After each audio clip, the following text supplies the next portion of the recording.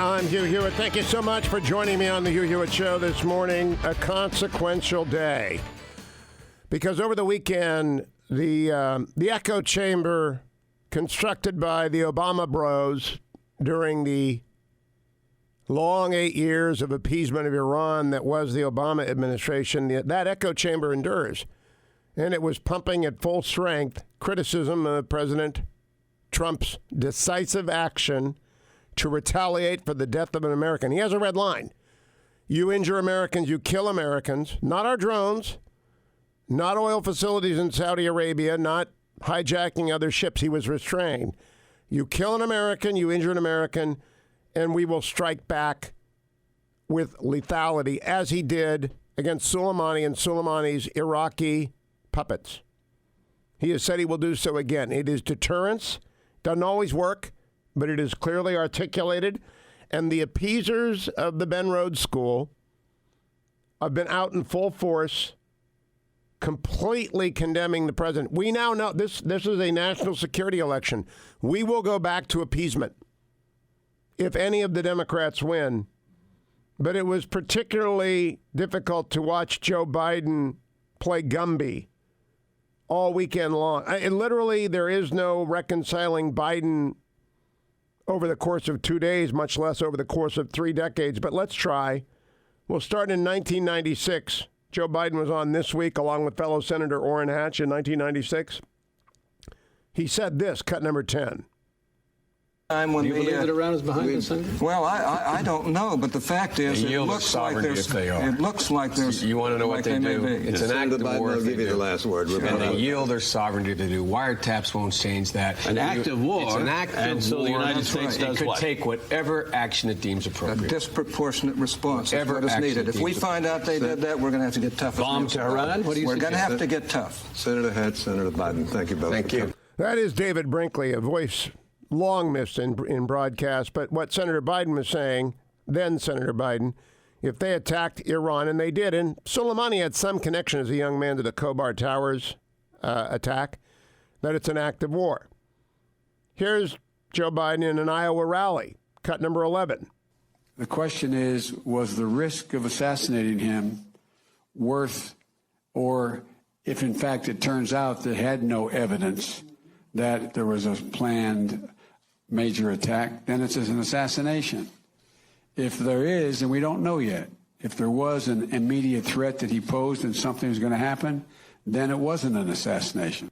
It was not an assassination. He was a combatant. Jay Johnson, also former general counsel of the Department of Defense, as well as Secretary of Homeland Security under President Obama, straight shooter, stand-up guy. Cut number 20, I meet the press with Chuck Todd yesterday, cut number 20. No, not necessarily. Okay. If you believe everything that our government is saying about General Soleimani, he was a lawful military objective. Mm-hmm. And the president, under his constitutional authority as commander-in-chief, had ample domestic legal authority to take him out without an additional congressional authorization. Whether he was a terrorist or a general in a military force that was engaged in armed attacks against our people, he was a lawful military objective. Yes, he was a lawful military objective, but the appeasement-burdened Democrats who worked with or supported via their media channels, there are a bunch of them at Politico. Politico's gone off the rails. It's become a hard left organization. Blake Housnell spent all yesterday digging into my timeline. I don't know what he was thinking. I also had to write a column for the Post because in 2015 on this show, Donald Trump did not know who Soleimani was, as though that would matter. What matters is 2020, what Soleimani did in 2020, and how Donald Trump responded. But they are so burdened by their appeasement. The appeasement Democrats are so burdened by their appeasement. They sent $1.7 billion in small bills to Soleimani's IRGC. They released $150 billion in sanctions release around the world. That's on them. And what has Iran done with it? They have exported terror to Yemen. They have exported genocide to Syria. They have exported missiles to Lebanon, and they have killed Americans in Iraq. They have continued to kill Americans in Iraq. Soleimani was a legitimate target. And back to Joe Biden. Peter Doocy catches up with Joe Biden in Iowa, and Joe denies ever telling President Obama not to go after Osama bin Laden. Cut number 12. And to follow your remarks earlier, as Commander-in-Chief, if you were ever handed a piece of intelligence that said you can stop an imminent attack on Americans, but you have to use an airstrike to take out a terror leader, would you pull the trigger? Well, we did. The guy's name was Osama bin Laden. And didn't you tell President Obama not to go after bin Laden that day? I didn't. No, I didn't. Here's Barack Obama in the 2012 debate with then Governor, now Senator Mitt Romney, cut number 13. By finally getting bin Laden, that brought some closure to me. And when we do things like that, when we bring those who have harmed us to justice, that sends a message to the world, and it tells Peyton that we did not forget her father. Right. And I make that point because that's the kind of clarity of leadership, and those decisions are not always popular. Those decisions generally are not poll tested. And even some in my own party, including my current vice president, had the same critique as you did. They did. Joe Biden was his current vice president. But you don't have to believe Barack Obama. Believe Joe Biden. Cut number 14. And we had to make a decision.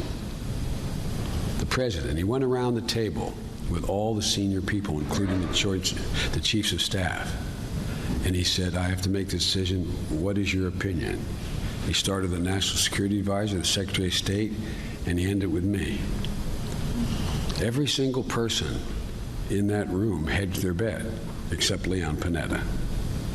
Leon said, go. Everyone else said, 49, 51, it got to me and he said, Joe, what do you think? And I said, I didn't know we had so many economists around the table. I said, we owe the man a direct answer. Mr. President, my suggestion is don't go. We have to do 2 more things to see if he's there. He walked out and said, I'll give you my decision. Don't go. That was Joe Biden. Joe Biden again yesterday to Fox News' Peter Doocy lying about what you just heard. Cut number 12. And to follow your remarks earlier, as Commander-in-Chief, if you were ever handed a piece of intelligence that said you can stop an imminent attack on Americans, but you have to use an airstrike to take out a terror leader, would you pull the trigger? Well, we did. The guy's name was Osama bin Laden. And didn't you tell President Obama not to go after bin Laden that day? I didn't. No, I didn't.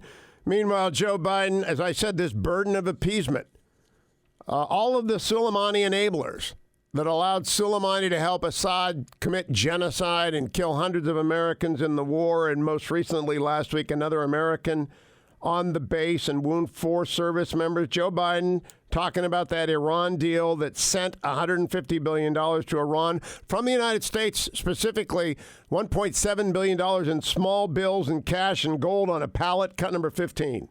Iran announced today that it's accelerating its nuclear program. Guess who loses with that? America and its allies. There was an airtight agreement we had with inspectors on the ground, the most intrusive inspection in all of human history, not hyperbole. We knew exactly, we were in every single facility, the International Atomic Energy Agency, and they were not violating it. They're not good guys, but they were not moving toward a nuclear weapon. And there was no chance they could get there without us knowing it at least a year to 2 years in advance, giving us plenty of options. Let me count the ways that he's lying here. Number one, it was not an intrusive inspection regime. There were large parts of Iran, specifically including the military bases that we most needed to see, that were prohibited access to. It did nothing to stop the dispatch of expeditionary terrorist forces by Iran. It did nothing to stop their arming of proxies in Yemen and Iran and, Lebanon and Syria. It did nothing at all to stop their development of long-range ICBMs. It was a terrible deal, and Joe Biden is saying it was airtight. Joe Biden also managed to get Obamacare completely bollocksed up yesterday. Boy, he had a bad weekend. Cut 21. During the run-up to the passage of Obamacare, President Obama promised my father that if he likes his plan, he can keep his plan, and that his insurance will be cheaper. After passage, his plan was no longer allowed, and his insurance costs doubled. Since you supported the plan, were you lying to my dad, Or did you not understand the bill you supported? The lion, dog, face, pony shoulder. No, look, there's two ways people know when something is important. One, when it's so clear when it's passed that everybody understands it, and no one did understand Obamacare, including the way it was rolled out, and the gentleman's right. He said you could keep your doctor if you wanted to, and you couldn't keep your doctor if you wanted to necessarily. He's dead right about that. Do you know what he just said? He just called the president a liar. President Obama said like 100 times, if you like your doctor, you can keep your doctor. Vice President Biden just said, of course, you couldn't keep your doctor. He also said no one did understand Obamacare. It's remarkable. He is just a remarkable self-destruction machine. Cut number 20, Joe Biden in another Iowa rally to a man questioning the Obama-Biden record. Cut 22. We did a hell of a lot in 8 years, okay? We stonewalled on a couple things, you're right. No, he did. On a couple things he did. We weren't able to do it because guess what? We lost the Senate. Okay? I know that. And by the I know it. That's why when I say when you're looking at who you should nominate, make sure you can nominate someone who can help a Democrat win in North Carolina, help a Democrat win in Florida, help a Democrat win in Texas, help a Democrat win. But look, folks, that's what I said at the outset. We've got to be able to not just beat Trump, we got to be able to take back the Senate. Do you understand? They didn't lose the Senate. That's not why Obama was stopped in his second half of his first term. They lost the House. Joe Biden can't remember anything. It's really extraordinary. Meanwhile, Ricky Gervais you just got to hear what he said to the Golden Globe potential award winners who were going to make political speeches last night. God bless Ricky. Cut number 24. A superb drama about the importance of dignity and doing the right thing, made by a company that runs sweatshops in China. So, well, you say you're woke, but the companies you work for, I mean, unbelievable. Apple, Amazon, Disney. If ISIS started a streaming service, you'd call your agent, wouldn't you? So, if you do win an award tonight, don't use it as a platform to make a political speech, right? You're in no position to lecture the public about anything. You know nothing about the real world. Most of you spent less time in school than Greta Thunberg. So, if you win, right, come up, accept your little award, thank your agent and your God. You say you're woke, but you know nothing. Gosh, that was a targeted bomb.